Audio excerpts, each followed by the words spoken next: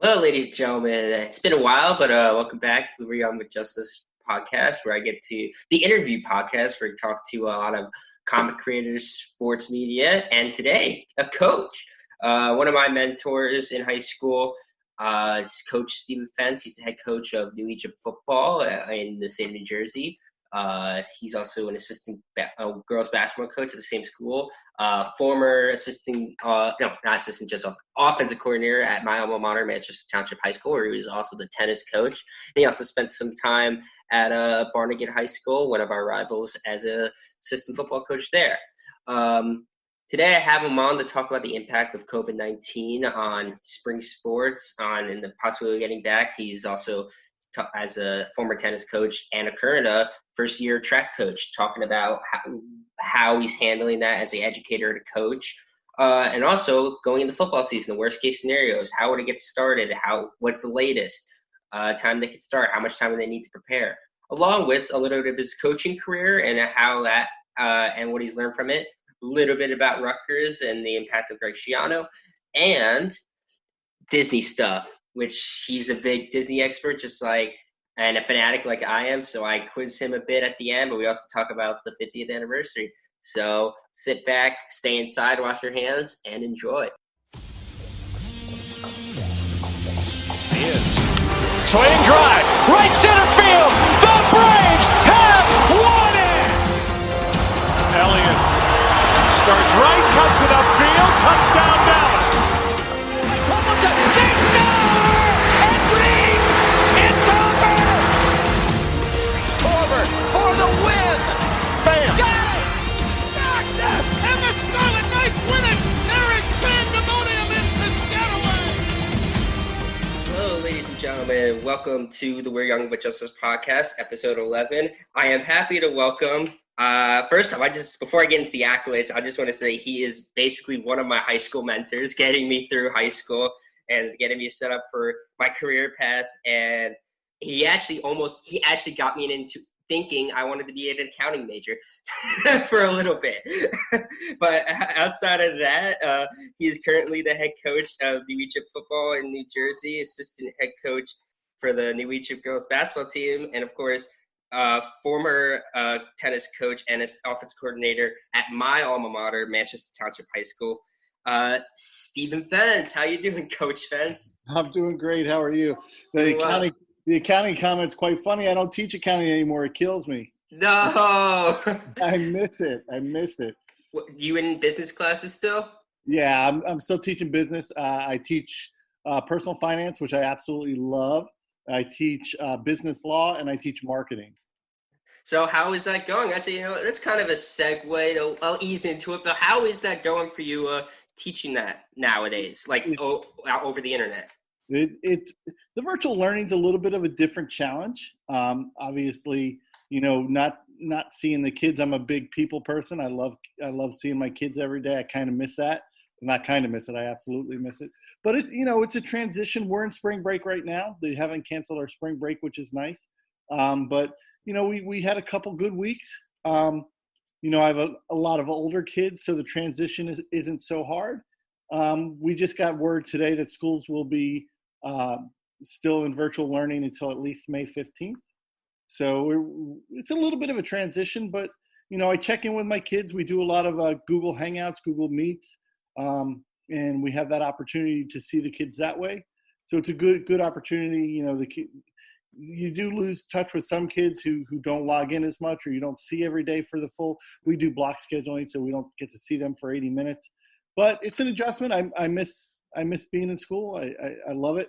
I love what I do, and I miss everybody that I work with, and I miss the kids. But it's an adjustment. Everybody's adjusting, and hopefully this is short term and we can get back to business at hand sooner than later. Exactly. I'm sad because I don't think you ever got a chance to teach my sister because she's in high school right now. So scary. Yeah, I know you got Zach I think you got Zach for a little bit. Because I know he did the tennis. He did tennis. He was a big tennis guy in high school. Right. Speaking of tennis, spring sports, you mentioned right before we got started, because they don't have tennis, which is the big sad point at New Egypt. Just another way to show Manchester is superior. to New Egypt.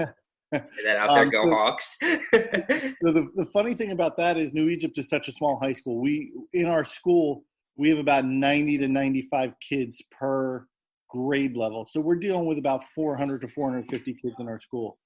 We have a lot of other sports. We actually have boys lacrosse, which Manchester doesn't have. Yeah, that's awesome. Yeah, and a sport that I've never really gotten into. We do have a girls tennis team, which I try to go out there and hit with them and support them as much as I can, even during football season.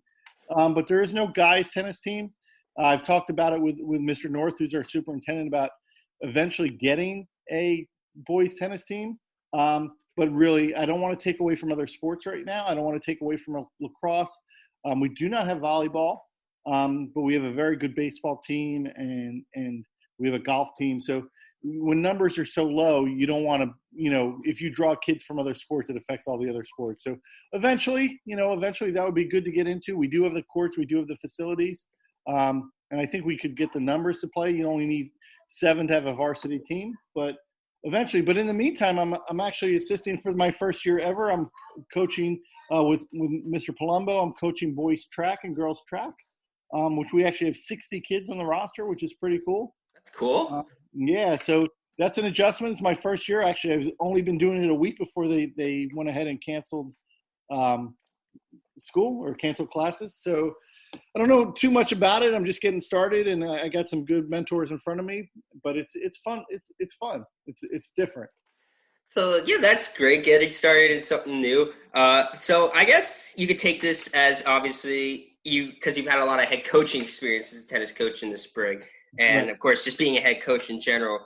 Right now, there's them saying that May 15th, because that was just today as recording on April 16th, that the NJSIAA won't be able to have any events until May 5th, which is the earliest that schools can reopen their doors, which we never know what could happen in that case. So when you're talking about spring sports, what are you guys doing as coaches? Like, because the season technically isn't canceled yet. What are you doing as coaches, and you can't see them? What are you doing to make sure they're staying in shape? Like, how does that work? So we have a Google Classroom for everything. I have a Google Classroom for my football team. Mr. Palumbo has a Google Classroom for our track team. So he's been doing a great job of posting virtual workouts every day that he wants the kids to go through, and he links them with YouTube videos, and he does a really, really, really good job. It's tough. The toughest part is, a lot of people I don't think realize the time that goes into actually being the head coach of a sport. A lot of people just think that it's your in season, I'll talk about football for a second, your August till November time frame. I actually, in being a head coach and learning how much that goes into it, I actually do more work for my sport in the off season. I do so much prep time. I've done since we've been in quarantine, I've done 2 Google Zooms. 2 Google Hangouts with my football team and had 30 kids. And we just talked football for an hour and a half. And I pulled up Huddle and we watched former opponents. And I have to teach these kids the offense because we get started. The minute spring sports ends, we get started. If we didn't have what's going on with the coronavirus, we would be at Rutgers in the second week in June. Then we'd be at Monmouth at the end of June.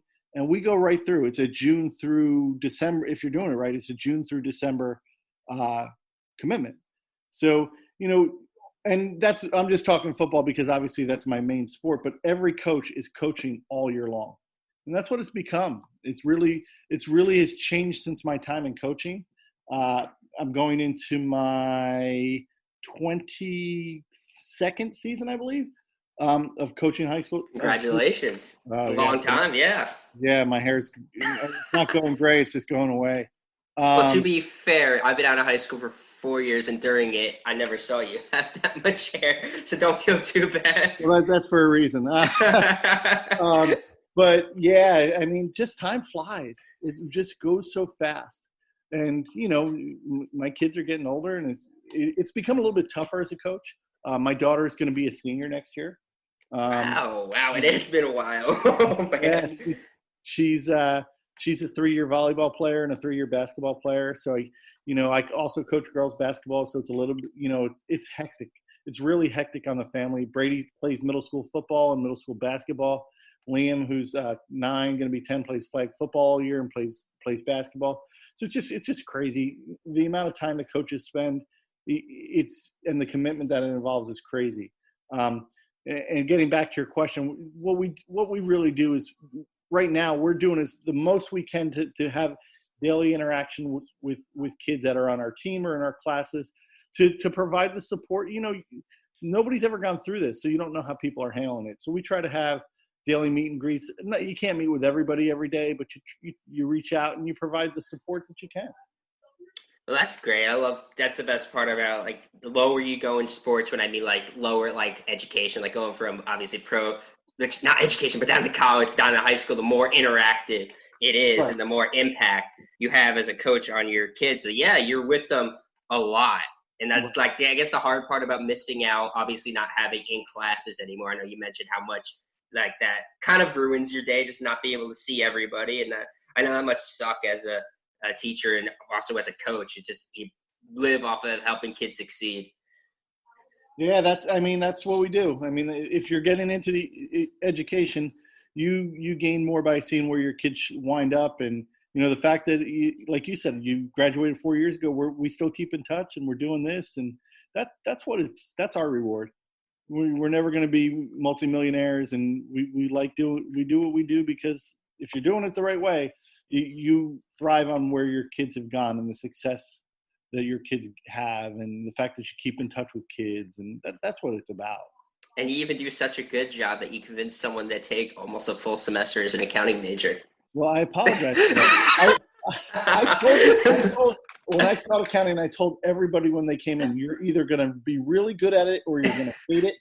And accounting is what it is, man. It's so specified, and it's just either you're really, really good at it or you're interested in it, and just some people are really good at it. So what are you majoring in? Sports administration, and I'm marketing focused. So I got away from, I'm still in the business school as a minor, be finishing that up, but I've got away. I realized that the marketing side of it was more, I still had fun with Excel, and that's like, I enjoy my CIS classes, but right. Yeah, but I think I realized like it just wasn't for me. Like, that's a lot of people listening. Like, and you'll tell, I don't know what you tell your students, especially the ones that are seniors. Like, most of them will switch majors a lot. Yeah, early in college. You never know. Like, life's never set. Right, and listen, you're talking to a guy who switched his major and switched his career. I always coached, but I didn't always teach, and I was in the business world, and I switched my career, and my wife switched her career, and that happens. Life doesn't go by script, and you got to be prepared, not at all. And it'll always work out if you work hard, but it doesn't go by script. And then back to the original point, we're not going by script right now, which is what the whole conversation's been about. Life's thrown a good revision at the high school sports season right now, or sports in general. I haven't talked to you. Yeah.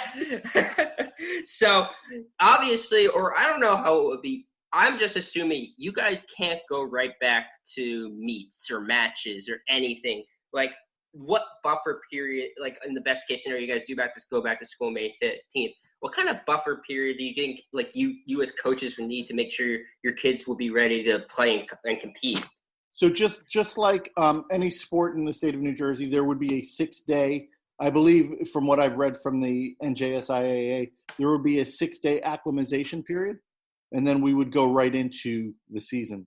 You believe that's enough considering how short the spring, like it was still winter season? Yeah, no, probably not. But they have talked about continuing spring sports till the end of July. Or, I'm sorry, the end of June, the beginning, right before. They won't go any further than June 30th. So in order to get in what they need, they'll do that. I think they'll get rid of all state competitions and just do conference stuff. But, I mean, it will be something. It will be – yes, at least it would be something. More importantly, it gives those seniors the opportunity to finish their careers and have their senior nights. And, there's so many things that kids are going to be missing out on, which is just sad. Their graduations, their senior nights, their proms, things when you were in high school, they had Mr. Manchester. all that stuff is going to be canceled, which is sad. That was a fun night, and it had a good photo out of it. I don't know if I forget. Yeah, you were still not at the school at that point. My senior year, I would have to leave. You missed. That had a great photo out of that. I didn't have an act as a part of somebody else's, but yeah, the senior festivities. I feel bad for them. Yeah, sad. And I don't get to walk, so in May, I know it's like that. Yeah. So it happens. It's sad. Yeah. So you said, is that a hard date? Like, that's not flexible, that June 30th? Yeah, it is a hard date. They won't extend anything past that June 30th date. And that's been posted by the NJSIAA. They will not go past that. So they're telling you you'll get your conference matches in, and that's probably about it. So it wouldn't be obviously not a problem for track, because they are defined by the meets of the quads and the tri, like wrestling. Right. But do you envision, like, as later as it could go, that they might go the wrestling format, especially for sports like tennis or like tournaments instead? I don't know. Like, what's your opinion on that? Is it just going to be like straight up as many games as they get in, or are they going to go to like some wrestling or track format? I would think your sports. I mean, let's figure that there's six or seven, conference opponents that you would have, and let's just talk baseball or softball. So you probably get those 12 games in, and then maybe some sort of county tournament or some sort of tournament along those lines. From a tennis perspective, you probably get your 12 conference matches in, probably a little more than that, because there's no limit on how much you can do tennis. You can play as many matches as you want. In a week, I think you can play a maximum of 5 matches in a week, if I remember. So you can get a lot of matches in, and then do some sort of a county tournament. But I don't think there would be a state tournament for anything. So, like I said, I think if we don't go back by after May 15th and they set a June 1st, I don't think there'll be anything. There's all guidelines that they posted. I'm trying to take it day by day. So again, we hope for the best, but you just never know. So now going on to, I guess, the worst case scenarios, it's coming to your bread and butter football season. I've been watching a lot of videos, and I think a lot of the Big Ten schools talked about it. And of course, when they interviewed a new old coach, Greg Schiano at Rutgers, he's back in town. He said they asked him about the period, because I think a Penn State AD said 60 days, and another coach said something more than that, a little bit more than that. Translate that to the high school level, do you think you need at least 60 days before the football season begins, no matter what? Or like, how does it work at the high school level? To prepare the kids the way I would normally prepare them, yeah, like I said, we don't take time off. My kids are constantly working out. They're constantly lifting. They're constantly on a program. To do it the right way, I need to start June 10th, June 9th, whatever that first Monday is. I don't have a calendar in front of me. My calendar's in Google Classroom. To do it the right way, I need 2 weeks in June. And then we do 3 nights a week during the summer. And that's just because we have a lot of new kids to install the offense. I bring back a lot of kids this year. And I don't think it would affect me as much as a lot of other people who bring in new kids and have to teach them an offense. I think I could start the regular start date by the NJSIA, which is August 10th, I think, or 11th, whatever those dates are. I could pick up and be fine. It wouldn't be the same, because what I do is I install my pass game and my defensive coverages in June. And then we do run stuff all in July and August. So, because June is all 7-on-7 season.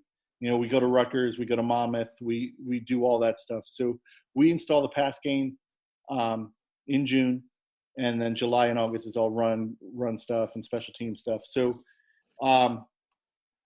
it would be an adjustment. It wouldn't be normal, but I think we could do it. I think we could all do it.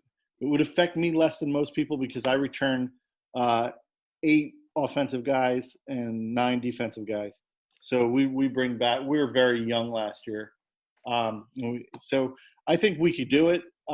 It would affect us less than other teams, but yeah, I could start in August and be okay. But it wouldn't be the same. But we could do it. Is that like a potential, like something? I know because obviously school would be out. Right. Like that's totally school would out. But when we're talking to like, of course, public health and your players, like the rules of social distancing, and so what if it were to extend that long?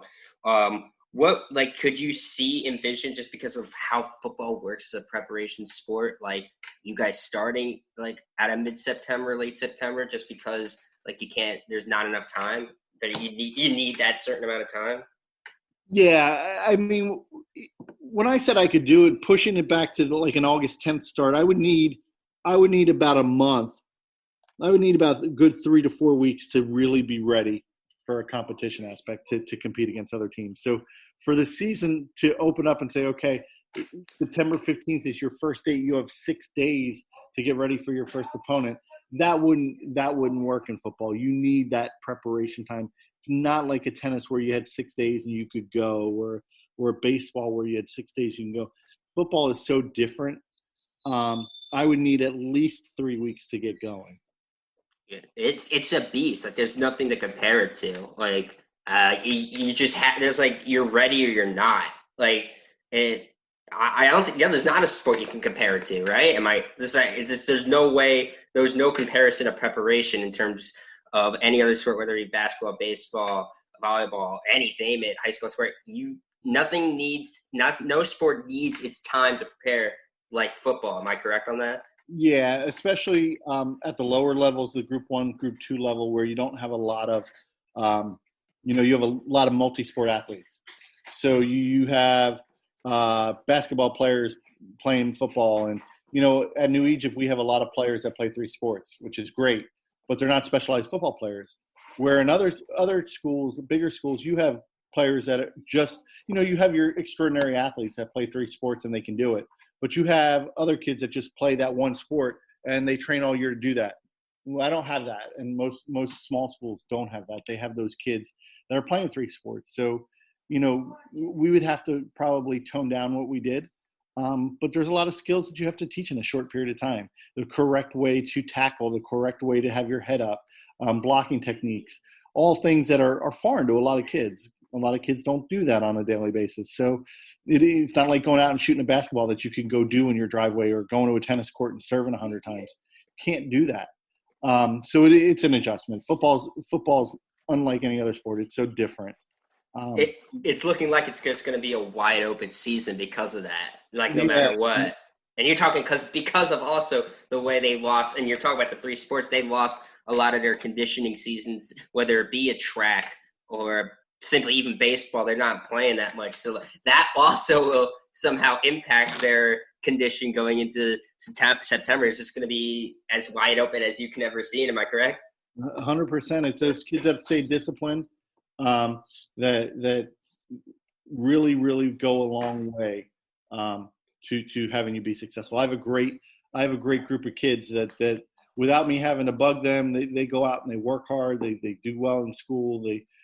Football is their number one, other than school and family. Football is their number one goal, and everything that they do is for that. So it's nice knowing going in that some, other people don't have that. And I know my kids are football motivated and they're ready to go. And that's all the negatives I got. We'll get all that. That's all the the speculation on it. This is the first time I've had to really got to chat with you about you being a head coach, football coach. Because I've only known you for the 2 years. If anybody's ever seen me, I'm not the football body type. I've never played, never could. My parents refused. My brother did. But you were, I helped you as a manager. I think because I doing the manager stuff, I did the first kind of year, but that was just me doing some stats. And then you went off because of the coaching changes. You went off the bar to get 2 years. But after being an assistant coach for a long time, you got to be the head football coach at New Egypt in 2016 when I was off to college. So my freshman year of college was your freshman season as a high school football coach.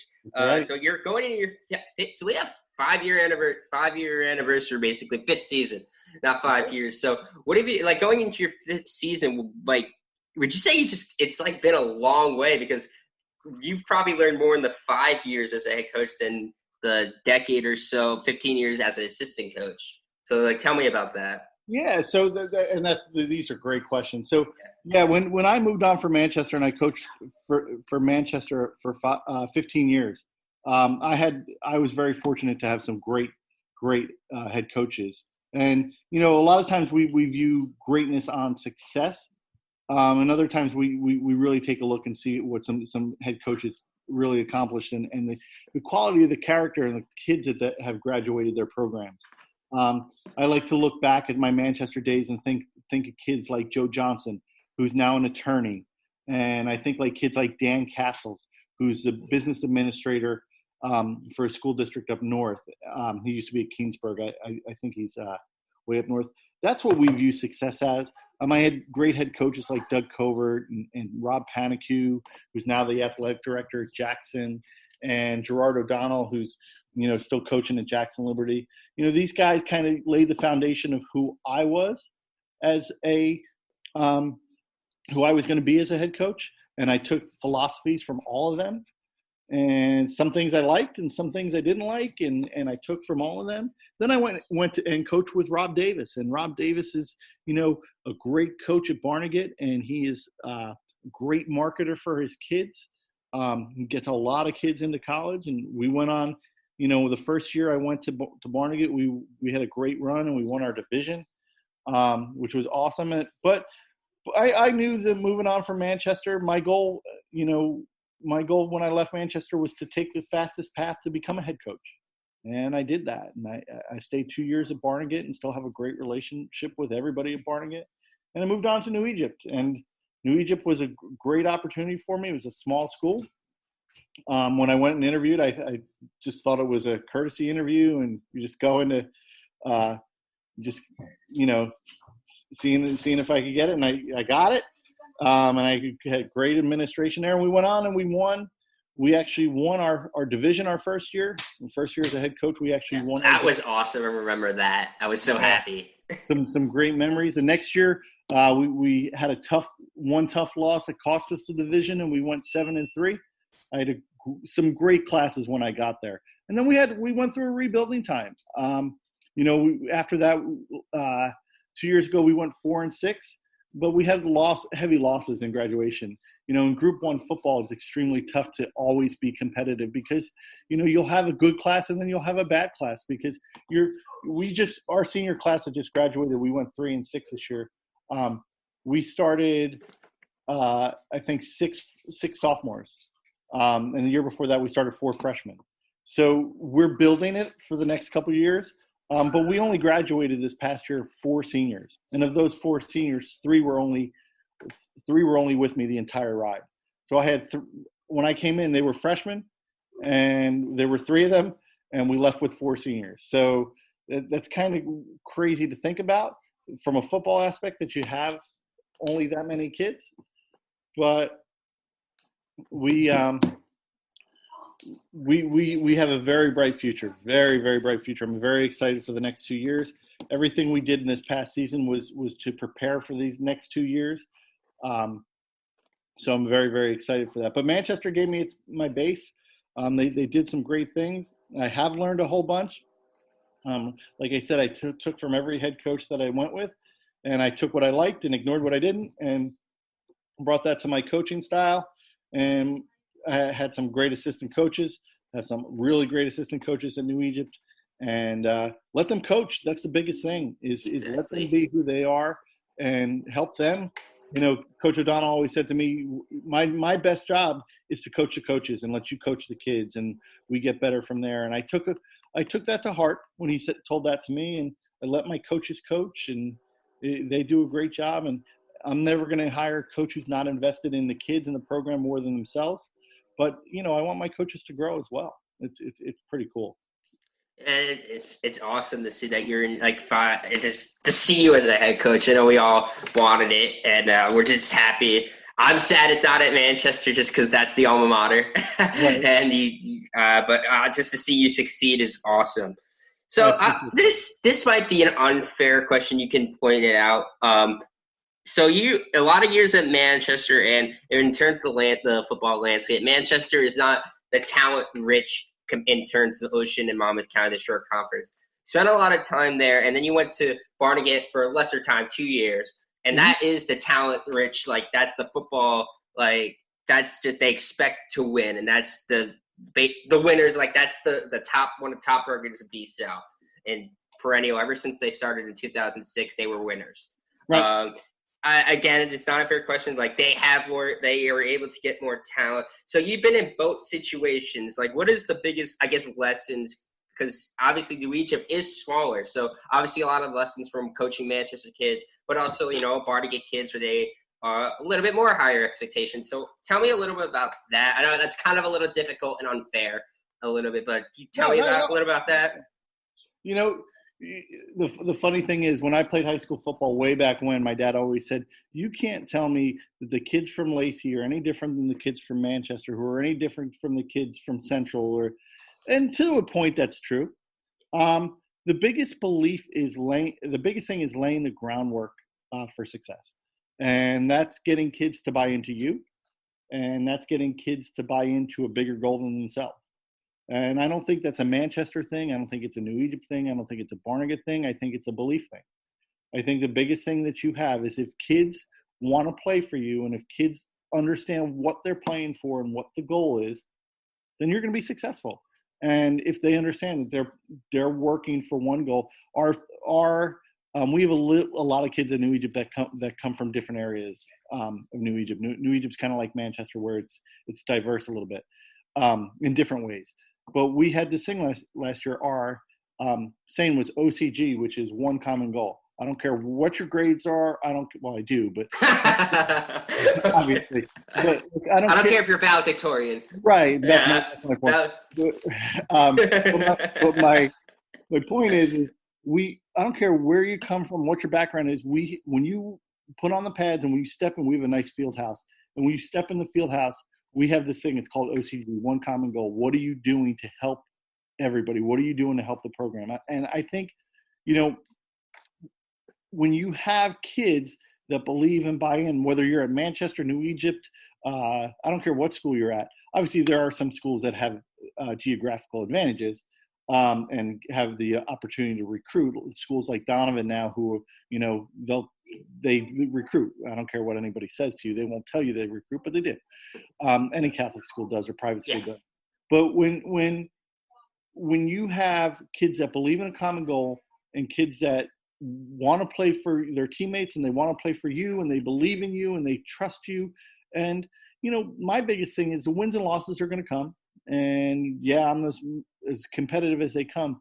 But when they're done, I want them to walk away having a great experience, having, loving their teammates, loving the people that they played with, loving their coaches, and things like that. That's what success is about. And yes, on Friday nights, I'm the most competitive guy in the world. I'm running up and down the sideline like a lunatic. That's true. But when I look back, and see the relationships that I built through coaching, that's why we do it, and that's what we're there for. And it's a pretty cool thing. But I don't think it's a geographic thing. Some schools have a little bit of an advantage, but I think it overall comes from the leadership. It comes from kids believing in you and kids willing to work out for you and kids willing to say, this is what I want. This is what's important to me. And you have to, the role of the head coach is to make it important to everybody and make it about the town and make it about your families and make it about you and make it about your classmates. And all those things play a role. But when you get people to buy in, kids will do anything. And I think that's why we've had success at New Egypt. Everybody loves football. The whole town stops. If you listen to some country music, you'll hear every country music song talks about college football somewhere or high school football somewhere. A lot of high school football, Friday night references, And what's the greatest thing is that's the way, if you get a community to buy into that, you have a community to support you, it is what it is. I have parents that will always question whether or not I played their kids or why I went for it on 4th and 1 or why I kicked a field goal in a certain situation, and that's fine. I do that to Bill Belichick. Who am I to do that to Bill Belichick? Oh, But you have the luxury of having a kicker. Nice high school. Not every high school gets that. No, I have great kickers. I'm always a good kicker. But my point with Not that every college gets it. that's funny. My point is with that is when you have that, people can question those calls for me, but they'll never question my dedication or how much I care about their kids. And that is the core aspect of any high school program. When you have that, you'll find success in one of the ways I mentioned success. It might not be a 12-0 season, which is important. I mean, you might go 4-6, but you're going to walk away 4-6, and the kids are going to absolutely love their experience. And then you get kids wanting to play. And when kids want to play, you're going to get the numbers out. You know, when you figure I have 35, 38 guys on my high school roster, when I have 400 kids in school, that's 10% of the population in high school. And really it's 20% because half of the kids in my school are girls. And I want a girl to play, but I haven't had one yet. So we'll see what happens. But so I'm really drawn. 1 out of every 5 boys in the school is playing football. That's crazy. Awesome. That's great. Which is crazy. I do remember seeing the NFL Network thing where you're the focus. Your school, New Egypt, was considered the center point of New Jersey in terms of the Giants-Eagles rivalry, and they showcased the town coming out. Yeah, it was a packed place. It was exciting. I was mic'd up for that game, and actually the cool thing about that is one of my coaches at the time worked for the NFL Network, so he was able to get the 35 minutes of footage of me being mic'd up. So that has not been released to the public. It will not be released to the public, and it will stay on my Google Drive until I die because it is hysterical. It's locked on your drive, and I guess in Secaucus or New York, wherever. I know the NBA is Secaucus, but it's in New York. If you want to get dirt on me, all you need to do is find someone. I've never realized how much I curse. Oh man, it's not good. Is that how'd you react the next week going out? Did you think about it? Of course. It took a couple weeks to get, but I'm like, man, you really yell at a lot of officials and you curse a lot. Not at kids, but to myself. It's bad. Coach, why'd you say dag nabbit? Yeah. Blue blazes. Could have converted that. So, obviously, another interesting question. You spent, I think, it's a lot of, I guess it's just because I grew up in it. I don't know about the media difference, but I feel like the Shore Conference has a lot of media on it just because of the areas it's in, a lot of more populated. And I guess that's the obvious answer because Burlington County is less populated than, obviously, Monmouth and Ocean County. And, of course, I guess there's a lot more Catholic powers in the Shore Conference. I haven't taken a look at South Jersey or Southern Jersey compared to Central Jersey. Right. What was the jump like? Because you spent your whole high school coaching career playing Shore Conference teams and getting used to those opponents. A lot of people don't leave their area. I love the Shore Conference. Yeah. I spent 17 years coaching the Shore Conference and 4 in the West Jersey Football League. The West Jersey Football League is the biggest conference in the state of New Jersey. I think it has 94 teams. So it's actually double the size of the Shore Conference. But less, I guess, what's the word I'm looking for? What's the word when talking about New Jersey's population? Dense? Yeah, it's less dense, yes. It's less dense. We're in a really, really strange world in New Egypt where we're the only Ocean County school who's not in the Shore Conference. And we play teams like legendary coaches like Joe Frapoli in Florence, and we play, schools like Palmyra and Burlington City and Bordentown, who is our Thanksgiving Day game. So I went in not knowing any of the competition that we played, which was a challenge for me. There was hours and hours of film work watching the opponents that we played. Actually gave me a little bit of an advantage the first year because nobody knew who I was. And nobody knew what I did, and I think that helped. No, the triple reverse. No, go ahead. Sorry. No, we have some crazy stuff in New Egypt. We call it Swan Pass or Swamp Pass. So yeah, that's our play call. So if you're on the sideline and you hear Swamp Pass, that's the version of Philly special. But, and now this has become the most popular podcast among Burlington County coaches. Absolutely. But It's an adjustment. We don't get a lot of media coverage. Yeah. NJ.com does a really good job of covering some of our games. But one of the things that we have to do is we don't have a reporter usually at every game, unless it's a big game. We don't have a lot of media coverage. The Burlington County Times does a great job of covering their Burlington County schools, but they don't view us as a Burlington County school, nor should they. I would love them to cover us like that, but they don't. The Asbury Park Press and the Shore Sports Network and Kevin Williams and Bob Batters and all those guys who do a great job of covering Shore Conference sports, they don't really cover New Egypt, and we're not the Shore. Yeah. So we have gotten some coverage from Jersey Sports Zone, which is nice, but it's a really different atmosphere. The West Jersey Football League compared to the Shore Conference. I'm a Shore Conference kid. I grew up in the Shore Conference. I've coached in the Shore Conference. I have a lot of great relationships in the Shore Conference. And I didn't know anybody going out there. So, I've developed some great relationships. I'm become really good friends with the Robbinsville head coach, Andrew Patterson. And the funny thing about Andrew Patterson is he's a Manchester grad. So he went to Manchester. Yay, go Hawks. Yeah, so we battled for the last 4 years. We're 2-2 against each other, which is pretty funny. But we had a Zoom call last night and just talked about upcoming opponents and just talked about life. He was a freshman when I was a senior at Manchester, so it's funny. But he's out there and he's actually in my division this year, so it will be a fun battle. But yeah, it's different. The coverage isn't the same, and although there's some great competition, really, really great competition, the coverage isn't the same. Well, and the funny thing is you entered a whole new football world, but it's only a town over in terms of Manchester.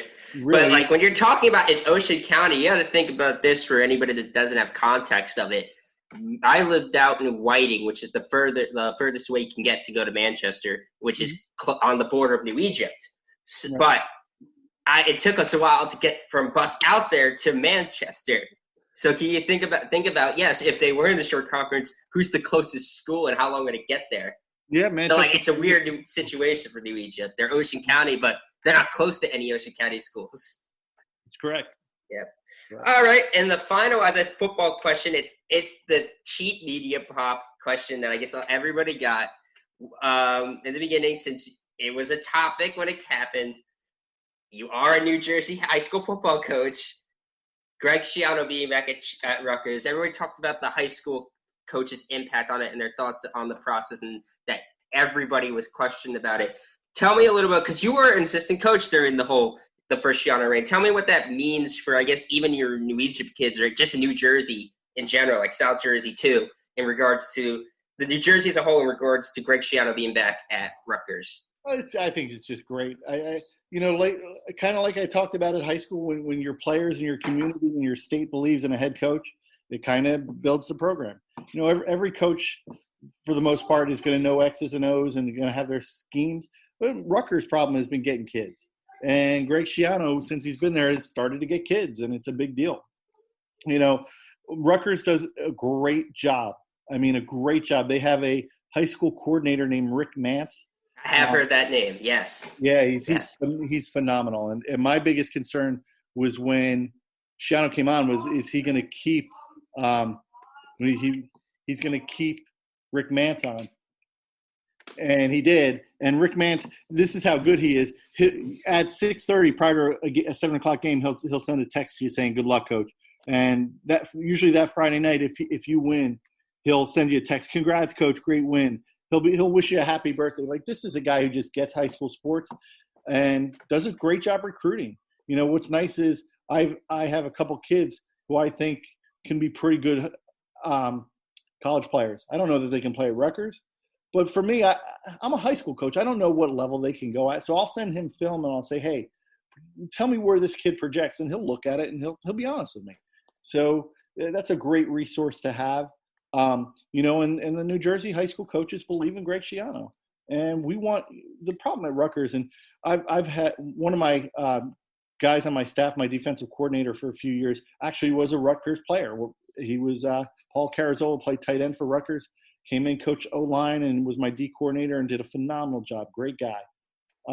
And one of my D-line coaches, Tyler Casio, was a rugby player at Rutgers.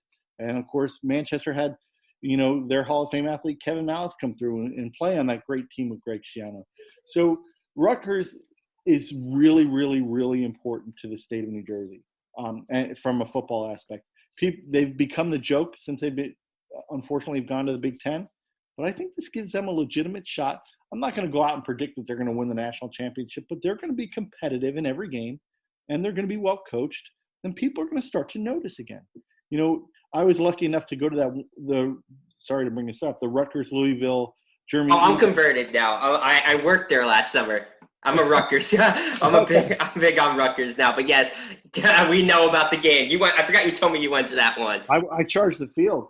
Oh, nice. The game was at 8:00 Thursday night game. I got there at 11 a.m. It was a long day.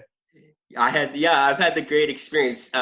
I had to be as positive as I can this summer as a marketing intern at the athletic department, promote the team that went 2-10 this year for that 150th season, because everybody was so out with Chris Ash by that point. But we had to promote that football. Our big deal was getting people on board for the football season this year. Yeah, so. But you have some. I think Rutgers football will become relevant again. And I'm not going to make any crazy predictions, but like I said, when you have a state, at my level, it's a community, but on Coach Schiano's level, it's a state that now believes and cares about your program. You're going to get people there, and you're going to get people to be competitive, and he'll do a good job. He'll do a very, very good job because that's who he is. He gets people to believe in him. It's going to be like the little things, like you're playing a November game at New Egypt, and it'll grow because you're seeing the people out in the crowd. Yeah, with New Egypt gear on, and then maybe the R beanie on their heads. The little things like that. People just being proud to wear Rutgers, support Rutgers, and that's what Schiano is, New Jersey through and through. And of course, the high school, you guys said it, the high school coaches wanted him, and when he met, and of course you were part of you coached Kevin Malice, and you saw them recruit him, and so you know what he's about. Yeah, absolutely. So that's all football. Hope for the best for Greg Schiano whenever that football season starts. Hopefully September against Monmouth, Battle, New Jersey. Yeah. When that happens, awesome. That's so good to see them play. I like that they're playing them. That's really cool. Yeah, me too. So, Monmouth has done a tremendous job as well, becoming relevant. Yes, they're great. Yeah. Basketball too. They do compete in basketball. It's really cool to see. Yeah. All right, so that's enough sports for now. We're gonna final topic is yes. You know what Coach Fentz knows almost more than football, or he might know it more than football? Disney. Walt Disney World. I don't want to have you say on the record which one you know more of, but I think it might be a contest. It's up there. It's close. Don't want to discredit anything. Next year. Disney World. I love Disney World. It is, and that's how we also connected because my family were big Disney people. We ran into each other once at Disney. We did, right by the Tomorrowland Transit Authority. I remember you were coming off. Yeah. It was amazing. Yeah. All right. So next year is the 50th anniversary. Just straight up question. What are you looking forward to out of that? I know you're definitely planning something for it to go down. Yeah, we'll be going for the 50th. We were going to go this summer. We were actually in plans of making our summer, because I only have, with my schedule, I only have about 2 weeks in July that I can go. So one of the bad things with coaching is that I don't have time off. So we were going to go in July. Obviously, we were about to make our reservations and didn't this upcoming July. But we'll be going for the 50th. Man, that's crazy that it's turning 50. I can't believe it. I haven't seen new Star Wars Land yet. I haven't been either. I haven't been to Avatar yet. Oh, wow. Pandora yet. That's crazy. That's unbelievable. So I can only imagine how Star Wars is. I will. Hopefully my wife won't listen to the podcast, because I promised her that I wouldn't watch the videos of the ride on YouTube. Oh no, you did. I won't admit to doing that. Sorry. But it looks amazing. So, yeah, I honestly think that they're going to I don't know now, because it could change with everything that's going on, because they're getting beat up with it. Some things have been delayed. Yeah. Yeah. But I think they were going to announce another park. They bought land recently, although not a big sliver of land. They just bought some land. to expand. It's either going to be some sort of expansion to the Magic Kingdom or some sort of another park. I just see it happening. It's been too long, and they keep building resort after resort. They don't, there's so many lines to get into all these places. You need to start to divert traffic a little bit. And I think the other big news is Disney actually doing something. They actually took down River Country finally. Have you seen that? Yeah. I went to River Country, so I was 4 when it closed. I never went to I've never been to a water park, but it was sitting there from when I was 4 to like last year, empty, just deserted. Yeah. So there's a lot of cool things about River Country when it happened, because it was the first real water park at Disney, and they're building a new DVC resort there. I forget the name. Riviera. I have seen it. It looked nice. Yeah, so they're building a new resort there. I love that Fort Wilderness area. There's a lot of history in that Fort Wilderness area. If I remember you correctly, you said that's your favorite of the resort resorts. I haven't. We stayed at the Polynesian Bungalows a couple years ago. That's unbelievable. So, yeah, I love the Polynesian Bungalows. I love Bay Lake Tower. I love the Wilderness Lodge. I love Beach Club. Like, I'll stay anywhere. But there's a lot of history to Fort Wilderness. A lot of people don't know that there used to be a functioning railroad there for the couple of years. Yes, I was going to mention that. Yeah. It's still out there. Yeah, there's still pieces of it all. Like there's all pieces of it. Like if you walk around, you'll see railroad tracks and stuff like that. They don't run it anymore, and it's overgrown. And YouTube is a great resource to go on and see all these things. You go back. I was we're cleaning out bedrooms because we have nothing to do. And I went through an old memory box that I had. And one of the things in there was a pamphlet for the Magic Kingdom back in 1989.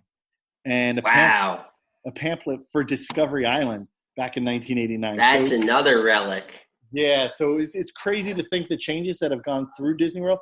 The first year I went, and I've pretty much, other than a couple of years of birth, and this coronavirus year, I've pretty gone every year since 1989. I'm sorry, 1986. Nice. So that tells you 1986 was the 15-year celebration. And, I still remember the parade. So it's pretty crazy to see the changes that Disney World has gone through over the years. I know we're planning a trip, and I know my sister, she's a Tron fanatic, so she's looking forward to that light roller coaster. And I'm a nerd. I'm a comic nerd. That's why I like to use this podcast to talk to creators and all that. I'm looking forward to the Guardians of the Galaxy in Epcot. You saw the construction on both. The constructions on Guardian is obviously where it used to be the Universe of Energy Pavilion. And that Universe of Energy Pavilion is still mostly intact, but it leads to this huge building that almost dwarfs Spaceship Earth inside. Wow. Yeah, they're huge. And the Tron ride's huge too, if I remember correctly. Yeah. And what they've done is they've totally rerouted the train because of the Tron ride. So what's cool is that you can see, if you want to virtually see, you can go on, not that I've done this repeatedly, but you can go, I think in Hong Kong Disney or Tokyo Disney, that there is a Tron already built, and you can go see it virtually. It's supposedly a very fast ride, like only 2 or so minutes in time anyway. So you have that, and then there's a Ratatouille ride, which is due to open in France soon. You can go see that because that's in France, I believe. Yeah, it's in France. So you can go ride that. So a lot of the rides they're just clones of other rides in other parks. So you can actually go see them and ride them, or virtually ride them. Yeah, next year's going to be huge, or 2022, depending on how the delays work. I hope it's next year because it would in line with the celebration. And I know we're going next year as a family. I know you said you are. It's going to be crazy just to see. And I think they're redoing all of Epcot, which is needed needed that. That renovation's been needed for a while. I think something's just aged too much. It's scary for me because I love Epcot, and I do too.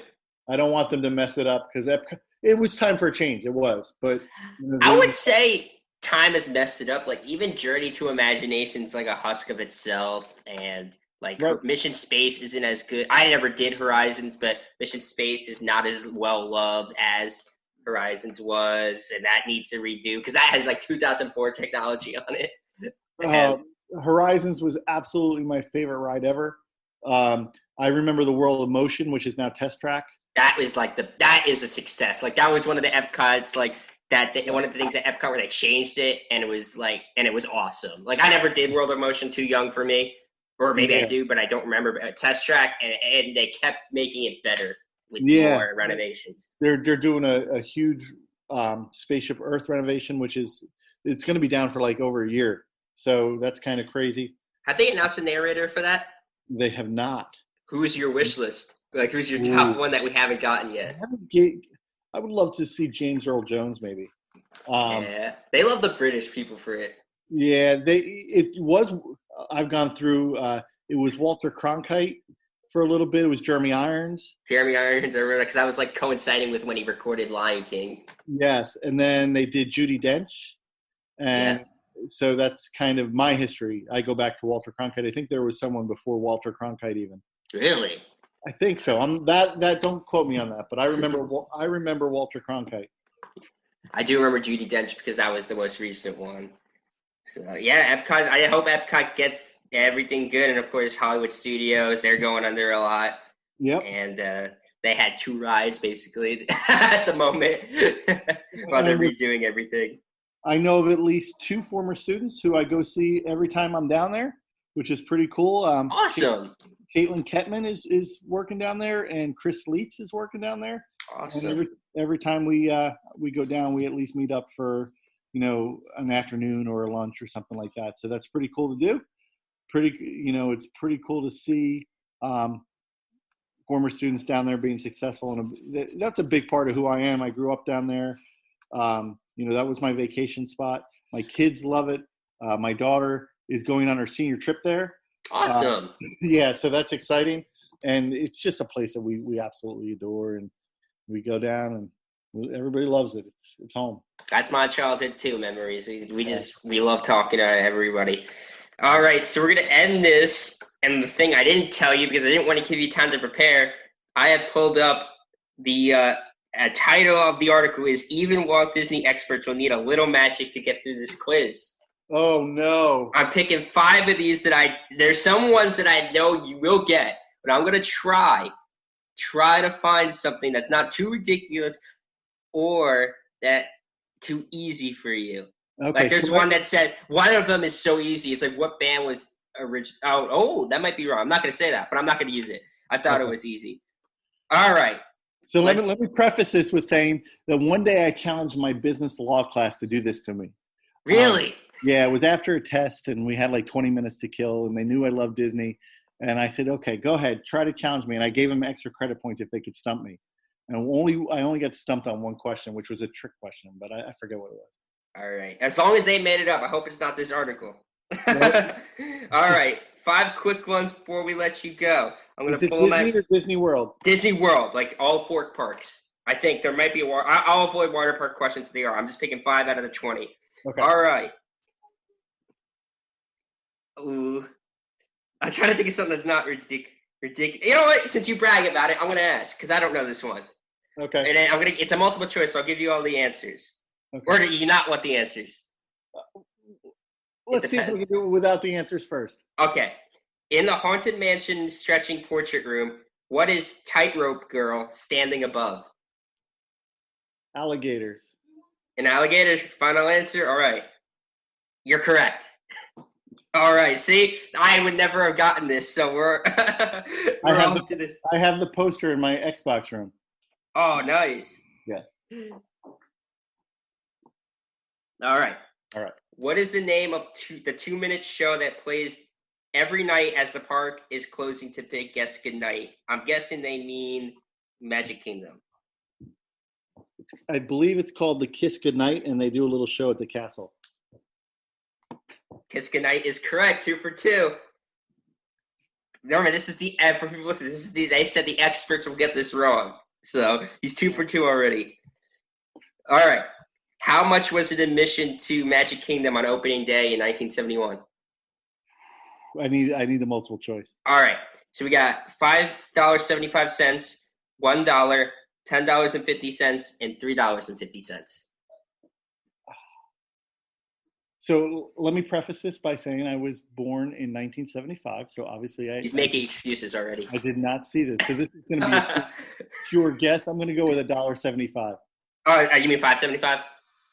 Yeah. No. I thought it was $1.75. No, it's like the shortest is $1, and then it jumps to $3.50. Let's go to $3.50. $3.50? Yeah. Wow. You got it. Yeah, and then of course, and then you would know this. This is an extra credit for listeners, but although rides would cost an additional fee ranging 10 to 90 cents, what were this is just for you to give history. I kind of forget it. What were the passes you could buy for rides back in the days? I think they were called e-tickets. Yes, e-tickets. Yeah. They're collectibles because they were paper, so people have them. Do you have old ones? I do not. Yeah, I know people. I don't have any. I know my dad found one recently. Oh, that's awesome. Yeah, I forget what it was for. It was in Fantasyland, if I believe. I'm not sure. Or maybe not. I don't know about that. That's so funny. See, there's a question I could give you. What does Epcot stand for? But I'm not giving you that one. Well, there's two versions, actually. Yeah. Experimental Prototype Community of Tomorrow, and it's Experimental Prototype. There was another word for C that they used of tomorrow, but it's experimental. Yeah, I don't know what it was, but it's Experimental Prototype Community of Tomorrow. All right, so that was 3 questions. 2 more. How many hotels are on the Walt Disney World property? Currently? I'm guessing. Do you want the numbers? Yeah, give me the numbers. All right, so in from lowest to highest, 18, 26, 34, and 52. Say it again. 18, 26, 34, or 52. I'm going to go with 26. Oh, he got his first wrong. More than that? 34. 34. It was the 2 closest answers. There are 34. But 26, if we put a year on it, I guess would be 90s or maybe 2000s when there was around that number. Gotcha. Yeah, if I just off the top of my head. So I think we got one more. But I got to ask you this, because that's kind of a trick question. Are we talking about Disney-owned ones, or are we talking about like the Swan and Dolphin and ones like that? The way they worded the question was hotels at the resort. Okay. So it could be everything. Okay. Gotcha. Yeah. They would definitely count Swan and Dolphin. Yeah. I was thinking more of that Hilton. I forget what that area is called. That's like Walt Disney World Village area. Yeah. Or that's what it used to be. All right. I'm trying to find something that will be something good to ask you for the last question. All right. This is for if you've watched the documentaries. I feel like this is a good last one. I feel like you know this. What is the name for the tunnels below Magic Kingdom? That's the Utilidors. There we go. So 4 or 5. So I got you on 1. How much extra credit would I have gotten? Or was the entire class that you did it? You would have gotten probably, if it was a 20-point quiz, you probably would have got 4 extra points. Really? All right. What was the question you said that they got you on? Oh, I forget. I don't know. It was some outlandish thing that was so beyond stupid that I just said. Okay. So you got 4 out of 5 on some out of course 20 questions total. It's only as old as last month, so it's pretty up to date.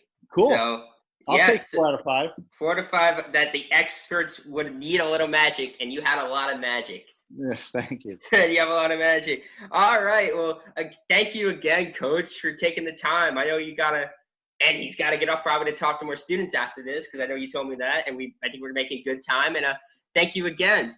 I appreciate it, Kyle. Thank you for having me, and I appreciate all the good things that you're doing. I like keeping in touch, and hold down Roosevelt City for me. Will do. We love Whiting. Keep it good over in Whiting, which the closest area to New Egypt, but still like 25 minutes. Yeah. So we want a comparison of how close New Egypt is to other schools. And so thank you again. This has been episode 11 of the We're Young But Just Less podcast as a part as a part of the Sports Opinions Network, Sports Opinion Podcast Network of podcasts, where you can catch this on Spotify, Apple Music, YouTube, iHeartRadio, all the fun places. Stay safe, stay inside, wash your hands, and just enjoy life. Don't get sick, please. Stay safe. Have a great one. Social distancing. Social distancing. Your governor's probably saying it. I know mine is. Yeah. Stay safe and have a good one.